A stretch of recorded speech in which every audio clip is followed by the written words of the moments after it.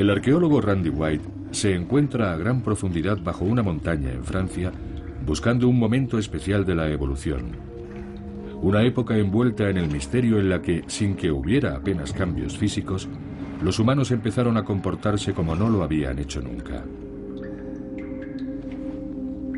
Quiere averiguar cómo se convirtieron nuestros antepasados en verdaderos humanos. Da miedo estar en estas cuevas. Son frías, oscuras, húmedas, lugares asfixiantes y peligrosos. Cuando desciendes 1 o 2 kilómetros bajo tierra y encuentras restos de pinturas y cosas así, lo que estás viviendo es algo mucho más profundo que una simple exploración interesante. Quizá esta cueva esté conectada con nuestro yacimiento, con lo que, si hubiera pinturas, pasarían a ser las pinturas rupestres más antiguas del planeta. Es posible que un día Randy White haga un descubrimiento tan asombroso como el que se hizo en 1994, cuando se encontraron cavernas subterráneas adornadas con más de 300 imágenes, algunas de ellas de 34.000 años de antigüedad. Las obras de arte rupestre más antiguas que se conocen. Pero encontrar arte rupestre no es el único objetivo. Lo que está investigando White es más importante. ¿Cómo nació la mente humana? Donde en un tiempo los humanos habían mirado una pared desnuda y solo habían visto roca, de repente otros veían asombrosas posibilidades. Y con el arte llegó la tecnología humana, la comunicación humana, la cultura humana. La cuestión es, ¿qué ocurrió para que esto fuera posible? ¿Cómo pudo ser que una especie abriera su mente e irrumpiera en un nuevo universo? ¿Cómo fue que nuestros antepasados humanos desarrollaron una forma totalmente nueva de verse a sí mismos? Y con el tiempo, transformaron el planeta.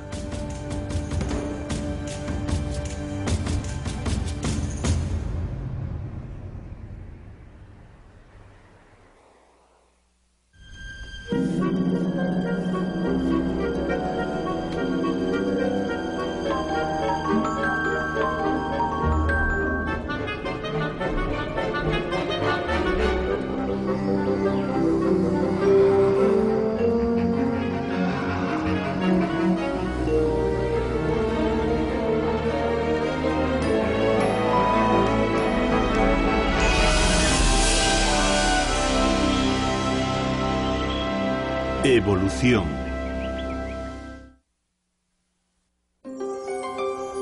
El Big Bang de la mente.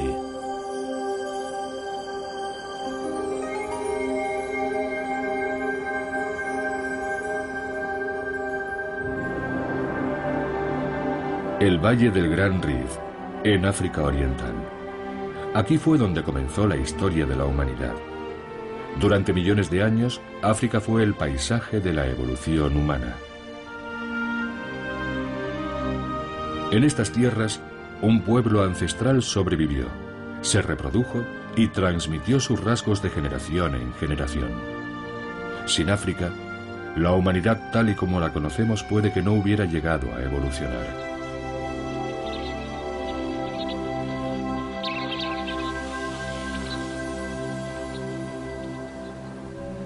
En esta región habitaron en el pasado lejano homínidos que aún no eran verdaderamente humanos.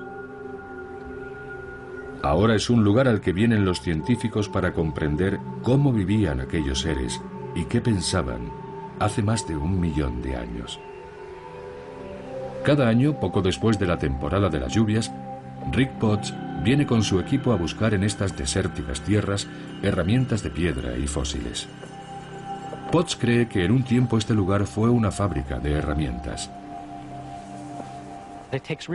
Hay que tener los ojos bien entrenados para encontrar ese primer fragmento de fósil o esa lasca de una herramienta de piedra que nos dice que hubo homínidos aquí mismo, en este lugar. Así supe que estábamos muy cerca de un asentamiento muy antiguo, de casi 1 millón de años de antigüedad, que había dado previamente muchos fósiles de huesos y herramientas de piedra. Vale.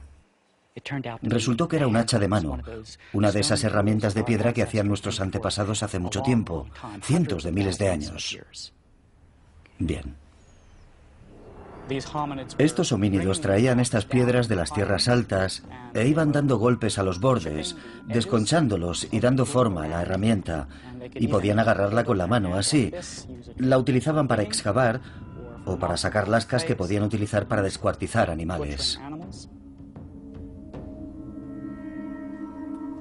En cierto sentido, esta es la navaja suiza del Paleolítico. Aquí, estos pueblos del Paleolítico o Antigua Edad de Piedra construyeron varios tipos de instrumentos simples repetidamente durante casi 1 millón de años. De hecho, su mente estaba orientada hacia la supervivencia. Tenían la habilidad de construir estas herramientas, lo que para ellos revestía cierta complejidad. Pero el hecho de que siguieran haciéndolas indica que tenían una especie de plantilla mental, una regularidad de pensamiento por la que seguían produciendo estas herramientas una y otra vez. Lo más probable es que no hablaran entre sí, como hacemos nosotros. Y según parece les fue bien con esta sencilla herramienta. Así que utilizaron esto durante 1,5 millones de años, un periodo inmenso de tiempo si pensamos en la actualidad, cuando un programa informático no dura más de un par de años antes de que aparezca una nueva versión o se diversifique. Y con nuestra tecnología pasa lo mismo. No es como funcionaba la tecnología de estos pueblos antiguos hace 1 millón de años. A ellos les faltaba algo que tenemos nosotros, la creatividad, la capacidad de innovar, la diversidad de culturas que caracteriza a nuestra especie. En el árbol de la vida, la evolución humana comienza hace alrededor de 6 millones de años, cuando los homínidos se separaron del antepasado común que compartían con los chimpancés. Descendieron de los árboles hace unos 4 millones de años y entraron en un nuevo mundo. Hace 2,5 millones de años, con una mano modificada, perfeccionaron sus herramientas de piedra y empezaron a depender cada vez más de una dieta de carne. El tamaño de su cerebro aumentó espectacularmente.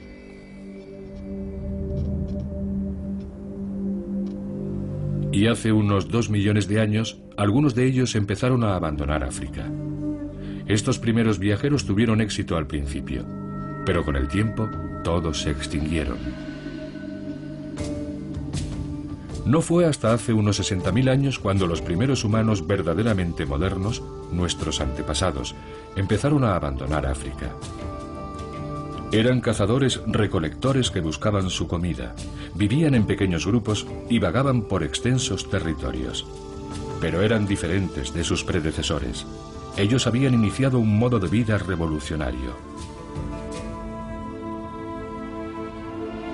Este estilo de vida había aparecido después de millones de años a través de los múltiples procesos de la evolución: mutación, selección, adaptación, competición, fracaso, jalonados por éxitos ocasionales. Era una historia de evolución, de cambio a lo largo del tiempo. En esencia no era diferente de las historias de tantas otras especies, pero al final produciría resultados totalmente nuevos para el planeta. El comportamiento cambió radicalmente hace unos 50.000 años. Este cráneo perteneció a alguien que vivió en Israel hace unos 100.000 años. Se podría pensar, ¿Israel es África? En aquel tiempo, en cierto sentido, lo era. Si miramos dónde está Israel ahora, está justo en el borde de África, y en el pasado África era más extensa ecológicamente e Israel era parte de África. Si este cráneo estuviera recubierto de carne, con una ropa adecuada, no notaríamos ninguna diferencia significativa con nosotros. Sería una persona que no nos haría cruzar la calle si la viéramos venir de frente. Y sin embargo, este humano de hace 100.000 años no se comportaba como nosotros. Y aquí tenemos a una persona completamente moderna. Alguien que vivió en África hace menos de 40.000 años. Básicamente es el mismo tipo de cráneo, en esencia tiene el mismo tipo de cerebro. Pero esta persona se comportaba de forma muy diferente de la anterior. Fabricaba una variedad mayor de artefactos de piedra y artefactos de hueso, marfil y conchas. Producía arte. Sería reconocible no solo en cuanto a su apariencia, sino en cuanto a su comportamiento como un ser humano plenamente moderno. En cierto sentido, todos somos africanos. Si cogiéramos a unos cuantos bebés humanos de Australia, Nueva Guinea, África, Europa, y los criáramos en diferentes sociedades, todos serían capaces de aprender los mismos idiomas, de aprender a contar, a utilizar ordenadores, a construir y usar herramientas. Esto indica que todas las partes específicamente humanas de nuestra inteligencia ya estaban en su sitio antes de que nuestros antepasados colonizaran los diferentes continentes. Después de abandonar África hace unos 60.000 años, esta especie ya plenamente moderna se dirigió hacia el este, a Asia, llegando incluso a Australia. Otros siguieron la costa del Mediterráneo hacia el norte y se dispersaron por las montañas, dejando a su paso pruebas de que su mente era única. Aquí, en Turquía, Mary Steiner y Steve Kuhn han estado excavando un lugar donde vivieron algunos de estos primeros inmigrantes. Es una cueva llamada Uchasla, una de las viviendas más antiguas de hombres modernos que se conoce. Ahora mismo estamos en el fondo de la cueva y sabemos que había diferentes actividades que tenían lugar en esta parte de la vivienda. A un nivel un poco superior del que estamos excavando, como aquí, había una estructura, una especie de pared de piedra que delimitaba lo que creemos que era una especie de dormitorio. Un poco más abajo, lo que se ve es esta forma triangular, que es en esencia un cono de desperdicios, así que esto era un basurero. Tenemos este material blanco, que son cenizas, y este sedimento amarillento y ceniciento. Cada punto blanco es un hueso o un artefacto. Esto está repleto de materiales, es un basurero. Puede sonar poco romántico, pero para un arqueólogo es maravilloso. Porque aquí hay mucha información sobre cómo vivía la gente, qué comía, cómo fabricaba sus herramientas. El equipo esperaba encontrar información sobre la vida cotidiana de los humanos de hace 40.000 años. Iban a llevarse una sorpresa. Muy poco después de empezar la excavación, nos dimos cuenta de que teníamos algo realmente extraordinario. En cuanto empezamos a excavar en los sedimentos, empezamos a encontrar montones de ornamentos, sobre todo cuentas de concha, pero había muchas otras cosas. Al principio, cuando los veías parecían dientes, y el corazón me dio un vuelco y pensé, más fósiles humanos. Mira. Otra más. ¿Es un Nasarius? Sí, es un Nasarius. Y tiene el agujerito. Es una de las especies de la zona. Está perforada.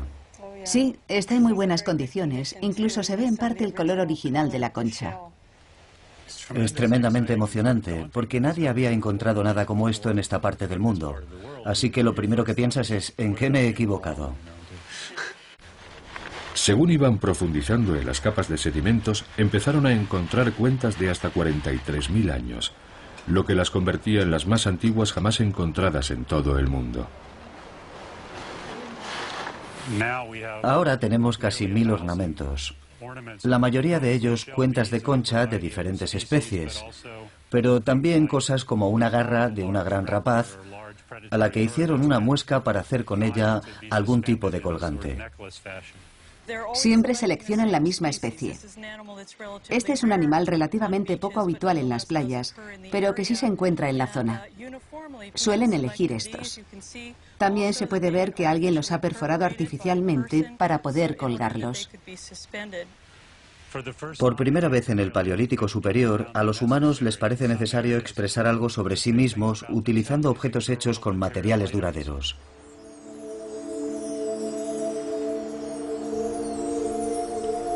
Pero objetos duraderos como las cuentas no sirven para cazar, ni para recolectar, ni para protegerse.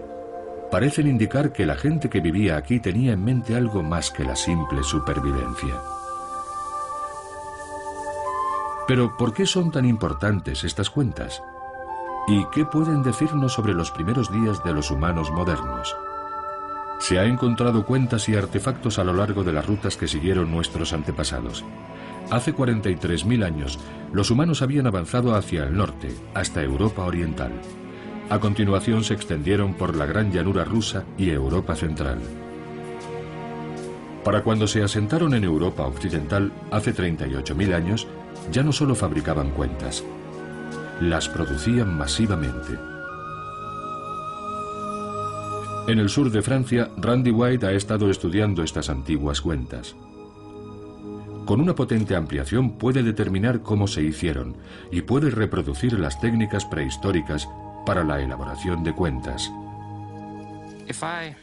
Si yo le diera un trozo de saponita o de marfil de mamut y le dijera que le hiciera un agujero, ya sé de qué forma lo haría. Haría un taladro, le daría vueltas, haría girar el instrumento para hacer el agujero. Eso es parte de nuestra cultura, lo crea o no. Es la forma en que nosotros hemos aprendido a hacerlo. Los humanos modernos primitivos tenían una forma completamente diferente de hacer agujeros. Lo hacían como lo estoy haciendo. Excavaban un agujero en un trozo de material y, como vemos, quedaban algunas partes muy irregulares. Pero como era un proceso en el que primero se excavaba y después se pulía, eran capaces de eliminar todas esas imperfecciones y dejar al final un agujero diminuto. Ya tengo un agujero muy pequeño que he hecho utilizando una punta muy grande. La verdad es que es una experiencia muy emocionante estar aquí sentado y haber hecho una cuenta utilizando exactamente las mismas técnicas que utilizaban los humanos hace 35.000 años, con los mismos materiales, de la misma forma, exactamente en el mismo lugar. En este refugio en la roca hemos recuperado más de 1000 cuentas similares a estas. Sabemos que alguien que era mental y emocionalmente muy parecido a nosotros se sentó muy cerca de aquí hace 35.000 años e hizo exactamente lo que yo acabo de hacer. La gente solía mirar las cuentas y pensar que las habían hecho como jugando. Pero aquí, en Castle Merle, pasaron miles de horas perforando cuentas, horas que podrían haber dedicado a otras cosas más productivas. Las cuentas son artefactos del Big Bang de la mente. Son prueba de nuestros primeros pasos creativos y culturales, testimonio de un tiempo en que grupos de humanos empezaron a interactuar socialmente entre sí. La expresión con materiales es verdaderamente uno de los hitos de esta revolución, por así decirlo. Esto es algo realmente nuevo. Son personas creando identidades sociales que no existen en la naturaleza. Es decir, soy una mujer cromañón, he sido madre, tengo una historia particular, tengo un estatus particular dentro de mi grupo. Y cualquiera que sea miembro de ese grupo podrá verlo de un vistazo por el hecho de que lleva cierto tipo de dientes de animales, cierto tipo de cuentas, porque su ropa está decorada de cierta forma. Es una forma de expresión visual, pero está expresando relaciones sociales. Y eso es algo muy nuevo en la evolución humana. Humanos utilizando tecnologías al servicio de su identidad social. Eso era algo trascendental.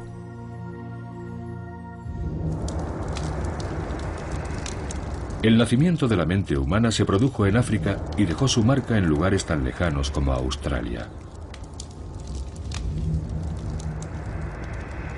Pero donde la evidencia es más abundante es en Europa. Fue aquí donde estos humanos encontraron a otra especie de homínidos, una especie casi idéntica a ellos, pero no del todo.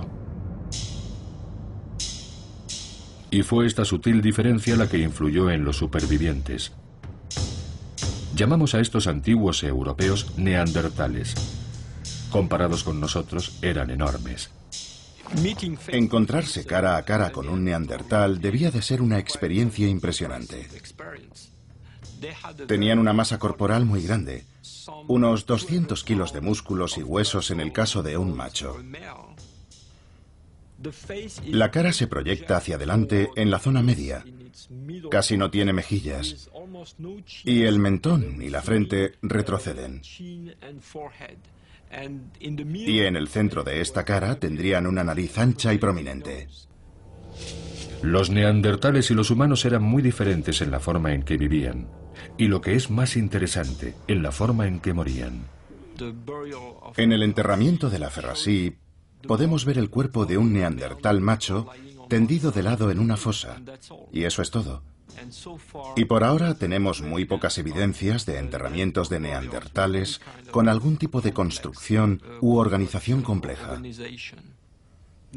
Los neandertales no muestran muchos signos de vida simbólica.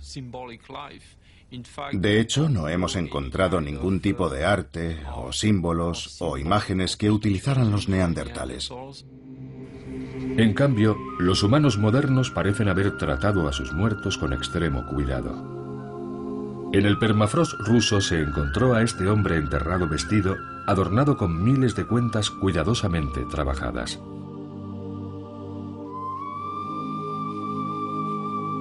¿Quiere esto decir que los humanos modernos consideraban la vida algo más precioso? ¿Es posible que, a pesar de tener un cerebro de un tamaño similar al de los neandertales, tuviesen habilidades completamente diferentes? Las evidencias son contradictorias, de modo que científicos como John Shea, de la Universidad de Nueva York, están reconstruyendo las actividades de ambas especies para comprender en qué pudieron diferenciarse sus mentes. La punta de la lanza neandertal es grande y pesada, y el hecho de que el mango sea tan pesado significa que no se podía lanzar a mucha distancia. Lo más probable es que solo se utilizara clavándola, más o menos como una bayoneta moderna. Para poder matar a un animal, los neandertales tenían que acercarse mucho a él, poniendo en peligro su vida. Y si alguna vez se lanzó una lanza neandertal, su alcance era muy limitado. 19, 20, 21, 22, 23... 23 metros sería el alcance de una lanza de madera neandertal. El arma de los humanos modernos, por otra parte, tiene esta punta de asta. Es un cono muy agudo, como una bala, y está unido a un mango más fino, lo que sugiere que se podía lanzar a bastante distancia. Hacer esta punta requiere muchas horas de trabajo. Hay que mojarla hasta que se ablanda y después darle forma lijándola con un trozo de arenisca, más o menos algo así. Requiere una tremenda paciencia imponer el diseño en este trozo de asta. No hace falta ninguna paciencia para imponer tu voluntad en una piedra. Es muy fácil dar forma a un material como la piedra. La punta de lanza neandertal se podría haber hecho en cuestión de minutos. Rápida y burda serían los adjetivos que definen la tecnología neandertal. Lo siguiente que hay que hacer es... ¿Veis este reborde? Se sujeta así y entonces se le da un golpe en el reborde con la otra piedra así y se desprende toda esta masa. Lo que estoy haciendo al enseñar la tecnología de la piedra es intentar recrear el entorno evolutivo. Así sería como los humanos modernos transmitían estas habilidades. Un individuo mayor se sentaba con varios jóvenes a su alrededor. Así se puede compartir información. Con los neandertales no tenemos ninguna evidencia de enseñanza sistemática. Hasta hace 50.000 años siempre se hacía lo mismo una y otra vez.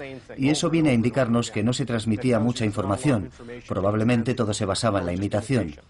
Pero hace 50.000 años, cuando los humanos modernos aparecen en escena, en cada generación vemos que aparece algo nuevo. No simplemente repetir viejas técnicas, sino construir a partir de la experiencia. El conocimiento y el saber de los mayores fue para los humanos modernos una ventaja estratégica clave. Así, la tecnología podía mejorar de generación en generación.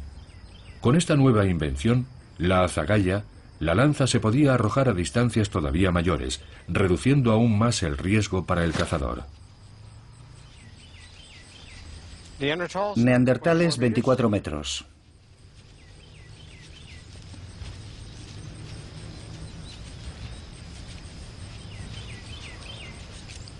Y 42 metros. Ventaja para los humanos modernos.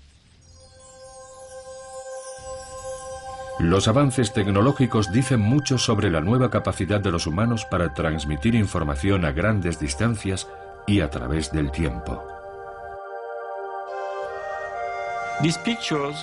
Estas imágenes son una forma de comunicarse con otras personas sin que estén presentes en el mismo momento.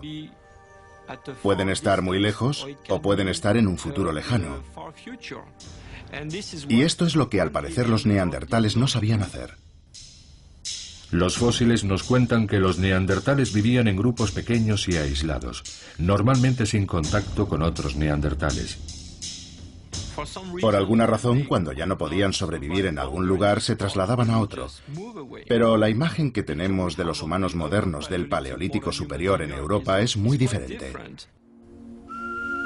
Para los humanos modernos, el arte portátil pudo servir como un medio de comunicación. Algunas piezas viajaron cientos de kilómetros desde los lugares donde habían sido creadas. Es muy evidente que estas gentes formaban parte de redes que hacían intercambios a larga distancia. Pertenecían a una gran entidad cultural, y es muy probable que los neandertales no tuvieran nada parecido.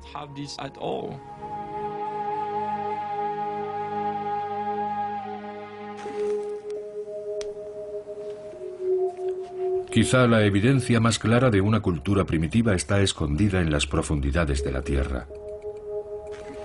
Aunque no podemos saber exactamente por qué los humanos pintaban en estas cavernas, ahora podemos imaginar cómo lo hacían. El arqueólogo Michel Lorblanchet ha estudiado las técnicas del arte rupestre y cree que algunas imágenes fueron realizadas con una técnica que él llama pintura escupida. La pintura escupida debió de tener un significado simbólico muy importante. Mediante la experimentación ha podido reproducir esta técnica de los primeros artistas. Mezclando pigmentos con la saliva, cree que conseguían una mezcla que fijaba los colores, de modo que se mantenían mucho tiempo después de haber desaparecido el artista. No se parece en nada a la pintura al óleo, es muy diferente.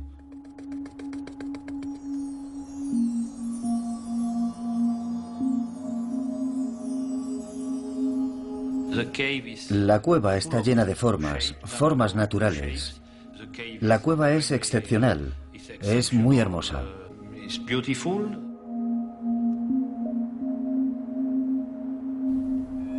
Pero ¿qué pueden decirnos las representaciones de cabras y carneros salvajes pintadas en estas cavernas fantasmales sobre el Big Bang de la mente? Es la primera manifestación de la imaginación humana. Los hombres modernos tienden a dejar su huella en el paisaje, en el territorio.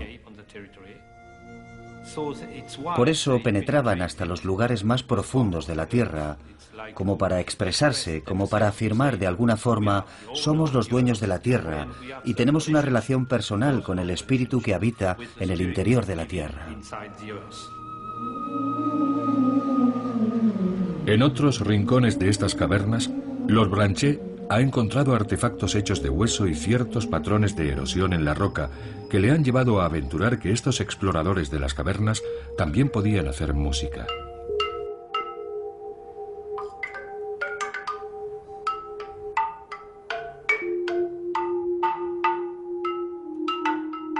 Aquí tengo la sensación de estar en una catedral, en una gran catedral, una importante.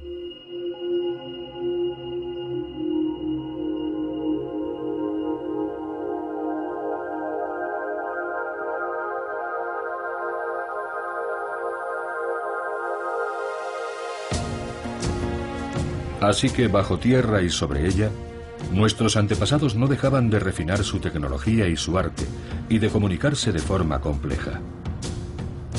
Y parece que estos cambios ocurrieron rápidamente. Pero, ¿cómo pudo ocurrir? Creo que hubo un cambio genético que hizo que el cerebro humano moderno se desarrollara y tuviera esa capacidad de innovar e inventar, característica de los humanos modernos. Si aceptamos la idea de que hubo un cambio neurológico hace 50.000 años, sería la última de una larga serie de mutaciones sobre las que operó la selección natural para producir la especie humana tal y como la entendemos hoy en día. Es muy probable que esos cambios en el cerebro no se produjeran de un día para otro. No hubo una mutación mágica que nos permitió hablar, caminar erguidos, cooperar unos con otros y entender cómo funciona el mundo. La evolución no funciona de esa forma. Lo más probable es que hubiera muchas mutaciones diferentes a lo largo de decenas, puede que de cientos de miles de años, que fueron esculpiendo nuestro cerebro para darle todos los magníficos poderes que tiene en la actualidad. La organización del comportamiento se produce al nivel de las células nerviosas y sus conexiones. Tenemos 100.000 millones de células nerviosas y puede que unos 100 billones de conexiones. Y gran parte de nuestra evolución consiste no solo en tener un cerebro cada vez más grande, sino en cablearlo de la forma adecuada para que soporte la inteligencia. De modo que quizá no fue el tamaño del cerebro humano, sino sus conexiones, lo que nos permitió adquirir nuevas habilidades. Según Richard Wrangham, una de esas habilidades es la capacidad de llevar una vida social compleja. Aquí, en África Oriental, los chimpancés nos muestran cómo pudimos interactuar entre nosotros antes del Big Bang de la mente.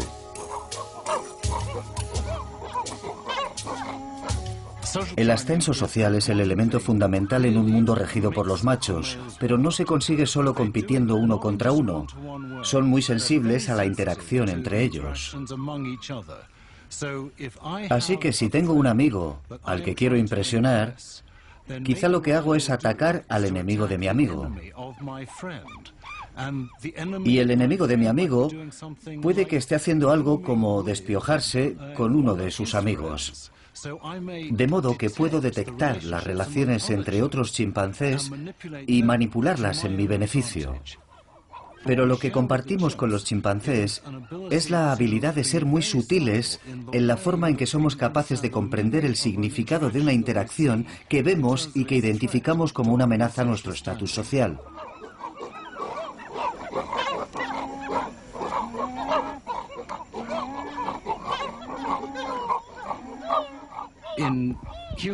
Entre los humanos, decimos unas palabras al padre de un adolescente que se comporta mal, y de repente puedes controlar su comportamiento. Pero eso no pasa con los chimpancés. Hay que ejercer la fuerza física o amenazar con la fuerza física. Pero después de 6 millones de años de evolución por separado, los humanos consiguieron una ventaja social muy significativa. Resulta muy satisfactorio que el Consejo de Ancianos se siente alrededor del fuego por la noche y diga: Joe se está comportando muy mal, vamos a tener que hacer algo con él. Eso es lo que los chimpancés no pueden hacer. Pero hay muchas más cosas que los chimpancés no pueden hacer. En la Universidad de St. Andrews, en Escocia, Andrew Whiten estudia las diferencias entre la mente de los chimpancés y la de los humanos. Con unas herramientas sorprendentes, él y otros colegas han identificado otra ventaja crítica, y posiblemente una de las claves del asombroso éxito de la mente humana. Vale. La capacidad de leer el pensamiento. ¿Será capaz esta niña de 3 años de ver la realidad desde el punto de vista de otro? ¿Puede hacer deducciones sobre lo que piensa otra persona? ¿Puede detectar el engaño? Sally. Sally, fíjate. Va a poner la bola en la cesta. ¿Has visto? Vamos a taparla, ¿vale? Y ahora Sally se va a ir a jugar, igual que tú, ahí fuera, al jardín. Muy bien. Se ha ido a jugar. Y mientras está jugando, viene la bromista de Anne y va a sacar la bola de la cesta. Mientras Sally no está, la tramposa de Anne esconde la bola de Sally. Eso es. Y ahora Anne va a venir aquí. ¿A dónde ha ido Sally? Se ha ido a jugar. Y aquí viene. Ahora ha vuelto y va a buscar su bola favorita. ¿Dónde va a buscar Sally su bola? Creo que está aquí. Oh, ¿crees que Sally va a buscarla ahí? ¿Por qué crees que va a buscarla allí? Creo que la va a encontrar. Y estaba aquí. Los investigadores han descubierto que hasta los 3 años un niño es incapaz de atribuir actos, motivos o creencias a otros. Pero a los 5 años, el cerebro del niño ha desarrollado la capacidad de entrar en la mente de otra persona. Esta es Sally. Ahora vuelve de jugar. Y va a buscar su bola. ¿Dónde va a buscar su bola? Va... ¿Dónde va a buscarla? ¿A la cesta? ¿A la cesta? Eso es. ¿Le dejamos que mire la cesta? Sí, ¿Por qué ha mirado en la cesta? porque la bola podía estar ahí, pero no estaba. Vale, ¿y dónde está la bola? ¿Te acuerdas? ¿Sí? ¿Quieres ayudarle? Varía de unos niños a otros. Pero en general, a los 4 años hay un momento en que emerge esa particular habilidad refinada de teorizar sobre la mente. Un niño de 3 años tendría dificultades para hacerlo, pero uno de 5 normalmente ya lo ha dominado. Y hasta ahora ningún chimpancé ha pasado la prueba de la atribución de una creencia falsa que un niño de 5 años sí pasa. Supongo que la teoría de la mente nos convierte en algo tan sublime como lo que somos, porque, por una parte, podemos sentir lo que sienten otros. Y al mismo tiempo, eso nos permite ser mucho más astutos que cualquier otra especie del planeta. En las sociedades humanas, ser socialmente competente es muy importante. Eso nos permite superar a otros y conseguir un mejor acceso a recursos, a las mejores parejas. Y en este tipo de sociedades parece que el cerebro puede ser más importante que la fuerza. Es una fuerza evolutiva muy poderosa porque produce una especie de espiral ascendente. La complejidad social provoca una mayor inteligencia social. La inteligencia social plantea problemas más complejos a los individuos de la siguiente generación, y eso les obliga a volverse más complejos socialmente. Relaciones sociales complejas, teorías de la mente, son habilidades que asociamos con los humanos modernos.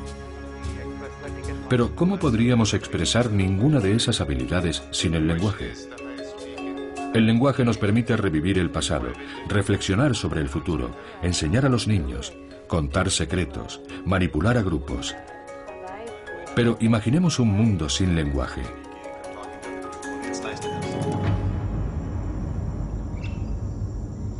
Nicaragua, América Central.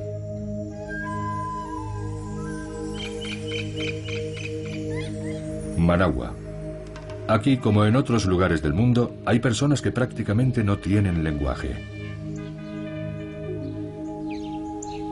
María Noname. María sin nombre.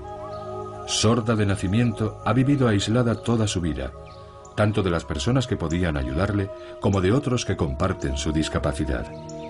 Su amiga, la lingüista Judy Kerr, comprende la profundidad de su aislamiento. Las dos pueden comunicarse a un nivel básico, con gestos simples y primitivos. Cuando la conocí, carecía de la habilidad de decirme quién era ni qué edad tenía. No sabía su nombre. Para explicarme quién era, tuvo que llevarme a su casa y enseñarme papeles y fotos de su familia. Teníamos que compartir un contexto. Puede contarme algunas cosas, se lo voy a enseñar. Puede contarme lo que le ocurría a su padre.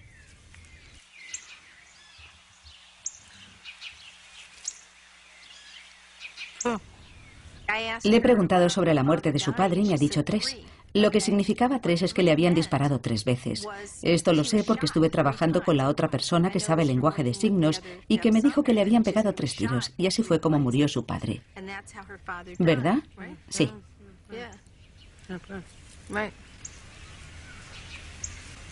Pero el caso es que 3 no basta para darme acceso a la información que habría necesitado de no haber tenido datos adicionales previamente. Papá. Papá.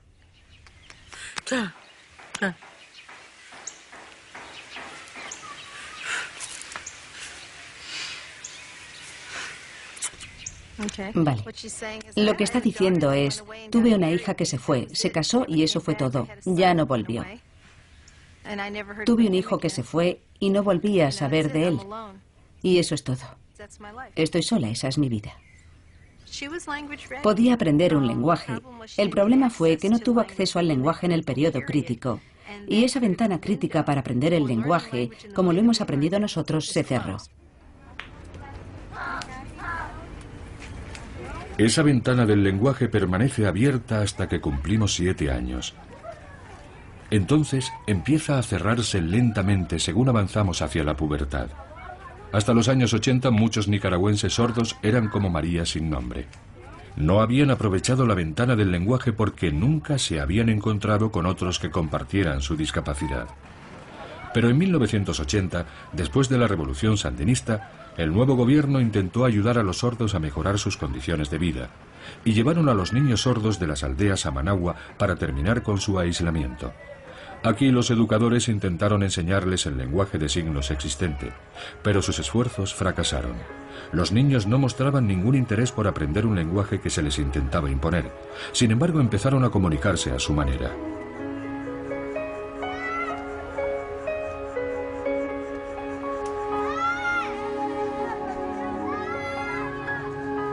Entonces hicieron venir a Judy Kerr desde Estados Unidos para resolver el problema.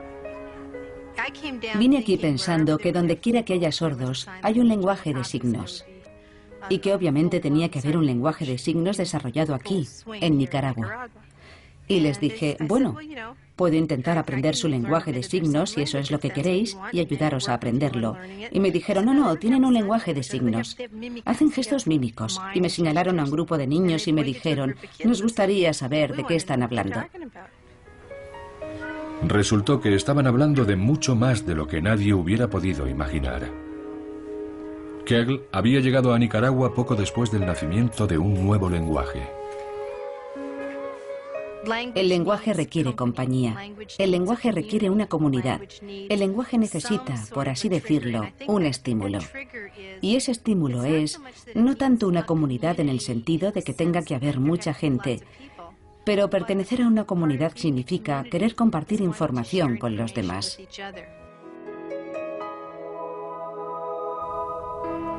¿Podría asemejarse este momento a lo que ocurrió hace aproximadamente 50.000 años? ¿El punto de inflexión que desencadenó la explosión de la creatividad humana?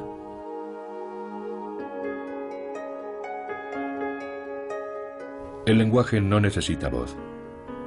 Es nuestro legado. Es algo inherente al ser humano. A día de hoy seguimos sin saber exactamente cuándo evolucionó el lenguaje, cuándo abrió la puerta a nuestro extraordinario éxito como especie.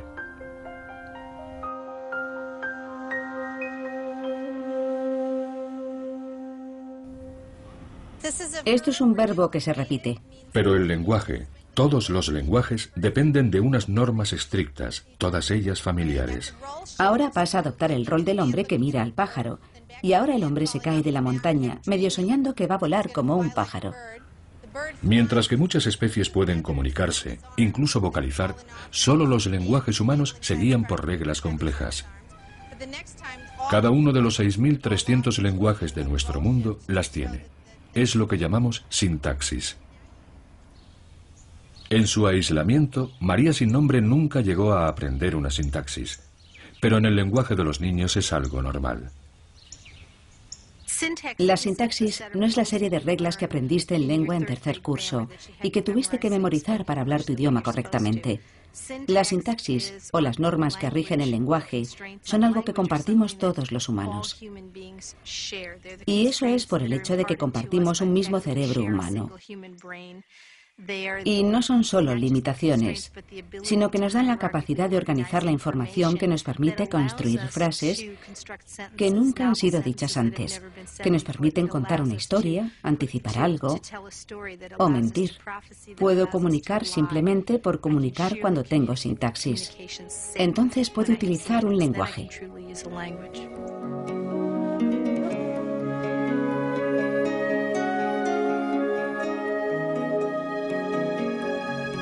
Y los mejor dotados con las herramientas del lenguaje pudieron ser los que prosperaron, según Richard Dawkins. No sabemos cuándo apareció el lenguaje, pero tan pronto como apareció, proporcionó un entorno en el que aquellos individuos que estaban mejor preparados genéticamente para medrar, sobrevivir y triunfar en un entorno dominado por el lenguaje, fueron los que tenían más descendencia. Y eso provocó en nuestros antepasados un aumento de la capacidad para utilizar el lenguaje.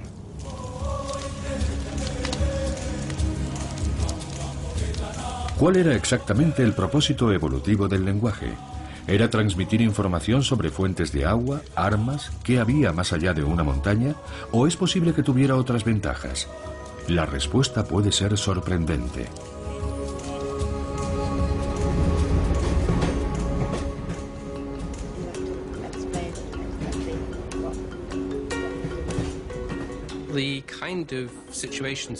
Las situaciones que buscamos para estudiar el lenguaje son las que se dan en lugares naturales, donde uno podría tener una conversación muy informal y relajada con un amigo.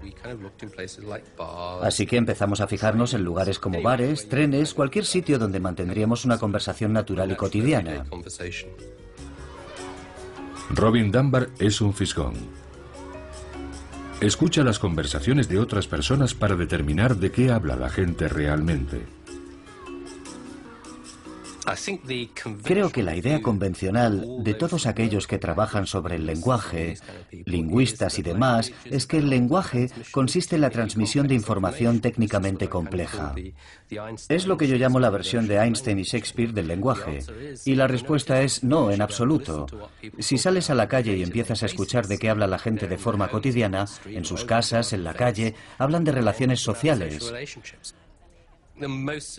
Lo que más nos sorprendió fue el tiempo que dedica la gente al cotilleo social, podríamos llamarlo. No nos esperábamos que fuese tanto tiempo. Es comprensible que el intercambio social de información sea importante en la vida de la gente, pero no esperábamos que ocupara más de 1/3 del tiempo total de conversación, y resulta que estamos en 2/3. Robin Dunbar piensa que 2/3 del tiempo que pasamos conversando los dedicamos al cotilleo.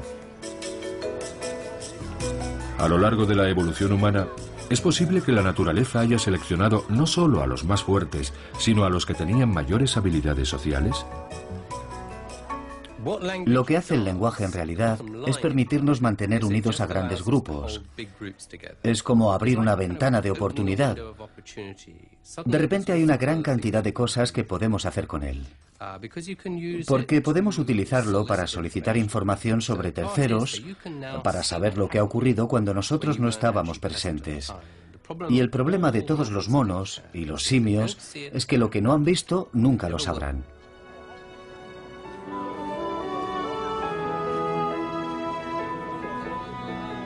El cotilleo es una de las cosas para las que es útil el lenguaje.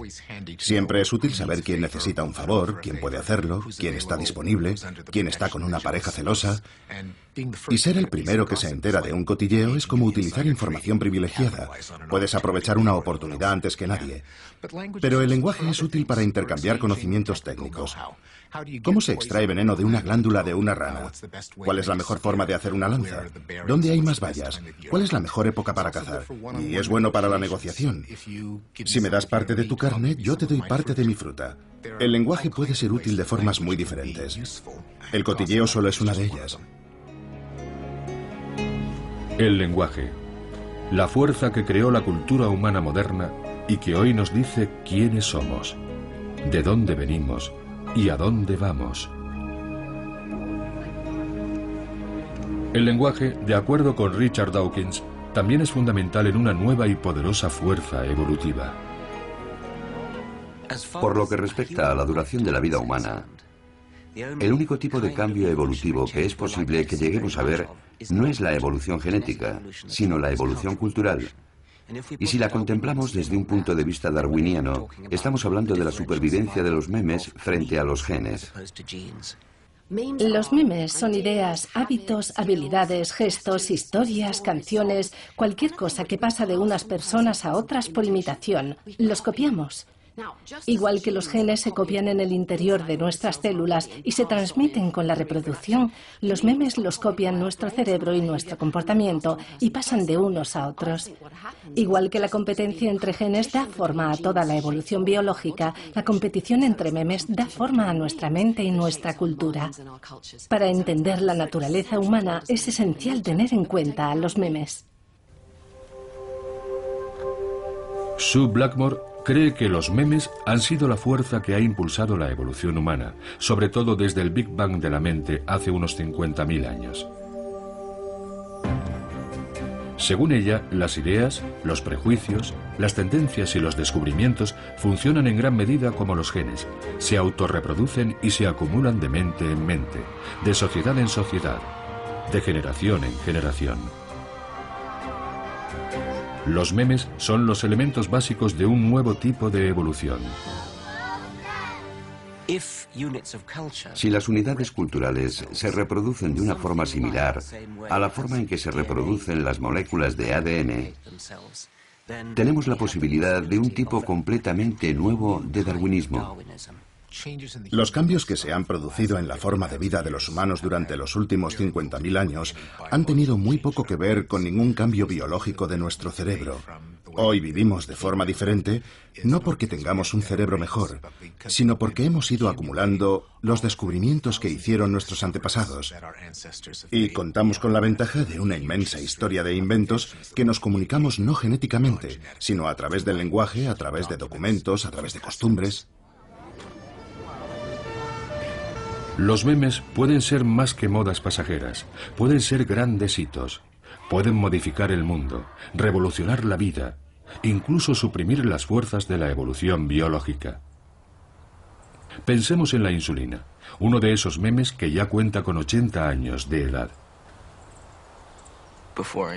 Antes de la insulina, los diabéticos no tenían esperanzas de vivir. Se consideraba una enfermedad mortal. Probablemente yo no estaría aquí sin la insulina. Ha sido un avance enorme. A mí, como diabético, me ha permitido vivir. Jared tiene 14 años y está haciendo una excursión a pie de una semana con otros que comparten su enfermedad, la diabetes juvenil. Una actividad como esta puede no parecer nada extraordinario, pero lo es. Al hacer ejercicio, el nivel de azúcar de un diabético puede descender peligrosamente. 231. Normalmente eso es bastante alto, pero durante la marcha intentamos mantener el azúcar en sangre alto por si baja. Y es mejor estar seguros de que tenemos suficiente azúcar, porque estamos haciendo mucho ejercicio. Jared puede controlar su enfermedad gracias a un aparato que le suministra insulina en el momento en que la necesita. Esto puede parecer algo normal hoy en día. Pero antes de los años 20, una persona como Jared habría muerto en la primera infancia, sin llegar a alcanzar la edad de reproducción, y sin haber podido transmitir sus genes.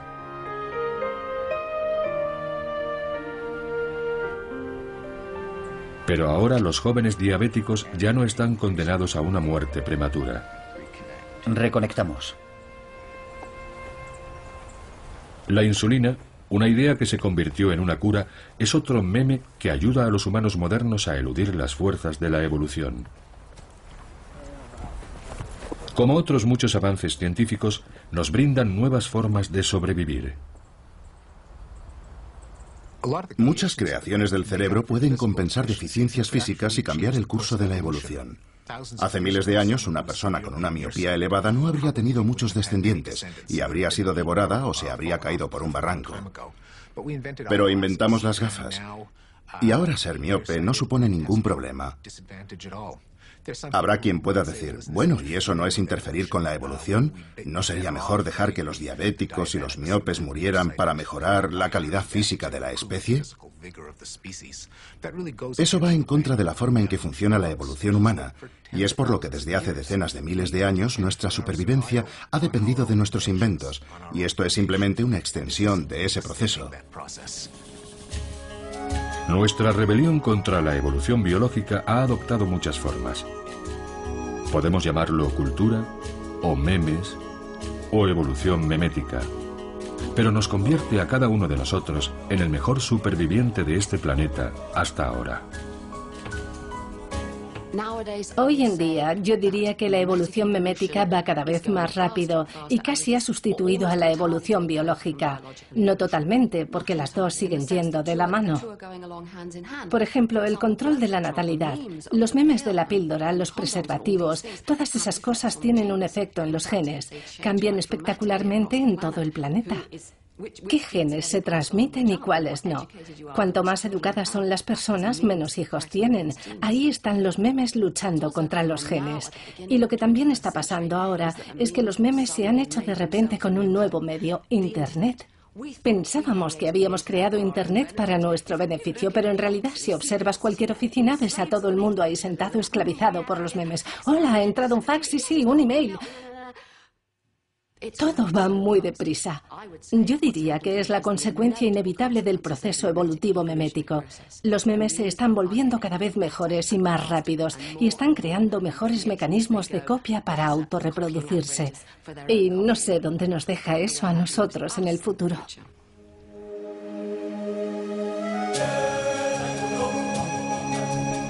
Para nuestra especie, como para todas las demás, la evolución biológica ha sido el principal motor de cambio. Pero desde el nacimiento de la cultura, hace unos 50.000 años, fuerzas mucho más poderosas han tomado el control de la evolución humana. El Big Bang de la mente supuso el nacimiento de un nuevo tipo de cambio, no de los cuerpos, sino de las ideas. Para el futuro de la humanidad, la evolución puede que no sea más que lo que nosotros hagamos de ella.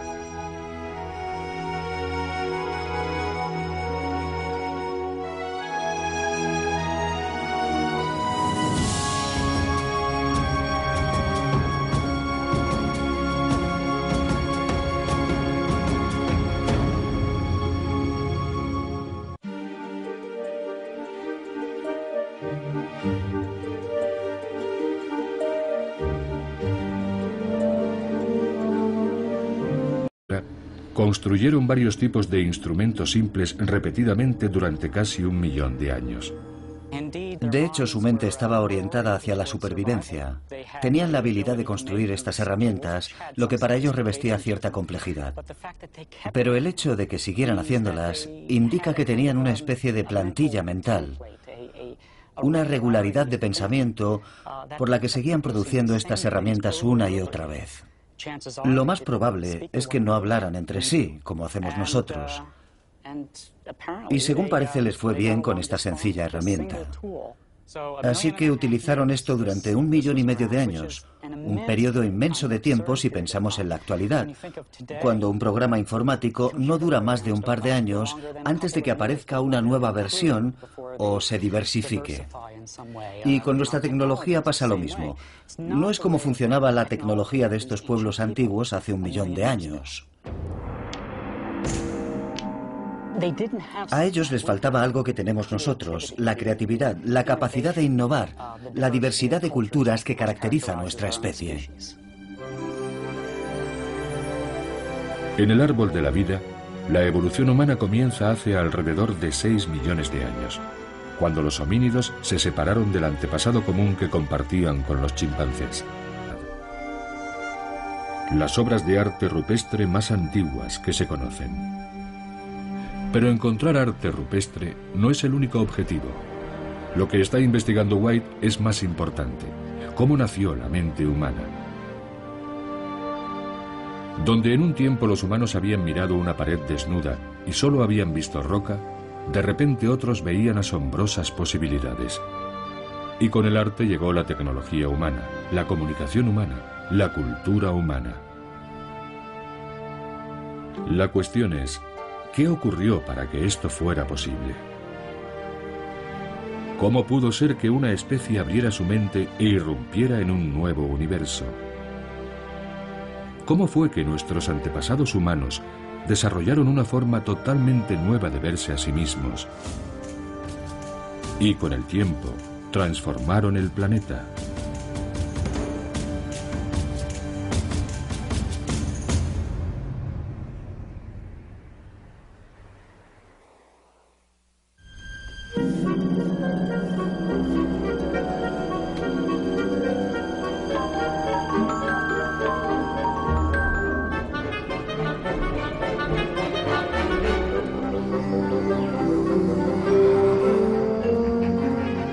Hace más de 1 millón de años. Cada año, poco después de la temporada de las lluvias, Rick Potts viene con su equipo a buscar en estas desérticas tierras herramientas de piedra y fósiles. Potts cree que en un tiempo este lugar fue una fábrica de herramientas. Hay que tener los ojos bien entrenados para encontrar ese primer fragmento de fósil o esa lasca de una herramienta de piedra que nos dice que hubo homínidos aquí mismo, en este lugar. Así supe que estábamos muy cerca de un asentamiento muy antiguo, de casi 1 millón de años de antigüedad, que había dado previamente muchos fósiles de huesos y herramientas de piedra. Vale.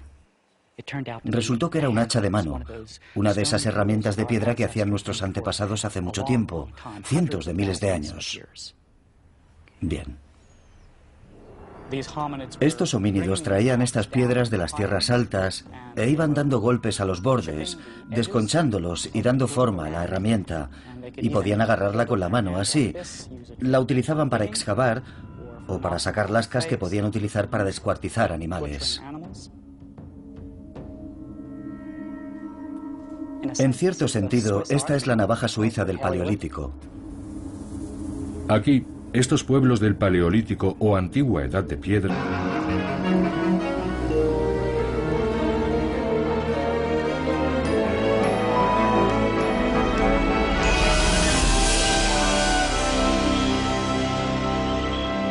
Evolución.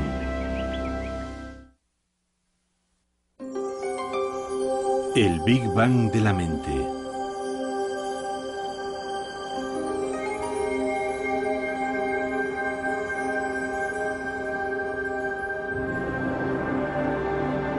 El Valle del Gran Rif, en África Oriental. Aquí fue donde comenzó la historia de la humanidad. Durante millones de años, África fue el paisaje de la evolución humana. En estas tierras, un pueblo ancestral sobrevivió, se reprodujo y transmitió sus rasgos de generación en generación. Sin África, la humanidad tal y como la conocemos puede que no hubiera llegado a evolucionar.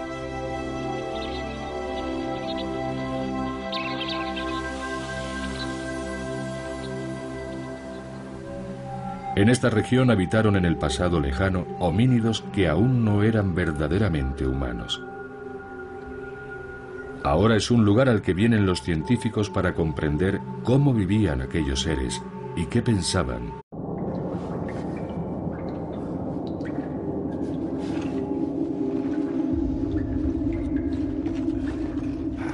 El arqueólogo Randy White se encuentra a gran profundidad bajo una montaña en Francia, buscando un momento especial de la evolución. Una época envuelta en el misterio en la que, sin que hubiera apenas cambios físicos, los humanos empezaron a comportarse como no lo habían hecho nunca. Quiere averiguar cómo se convirtieron nuestros antepasados en verdaderos humanos. Da miedo estar en estas cuevas. Son frías, oscuras, húmedas, lugares asfixiantes y peligrosos. Cuando desciendes 1 o 2 kilómetros bajo tierra y encuentras restos de pinturas y cosas así, lo que estás viviendo es algo mucho más profundo que una simple exploración interesante. Quizá esta cueva esté conectada con nuestro yacimiento, con lo que, si hubiera pinturas, pasarían a ser las pinturas rupestres más antiguas del planeta. Es posible que un día Randy White haga un descubrimiento tan asombroso como el que se hizo en 1994, cuando se encontraron cavernas subterráneas adornadas con más de 300 imágenes, algunas de ellas de 34.000 años de antigüedad.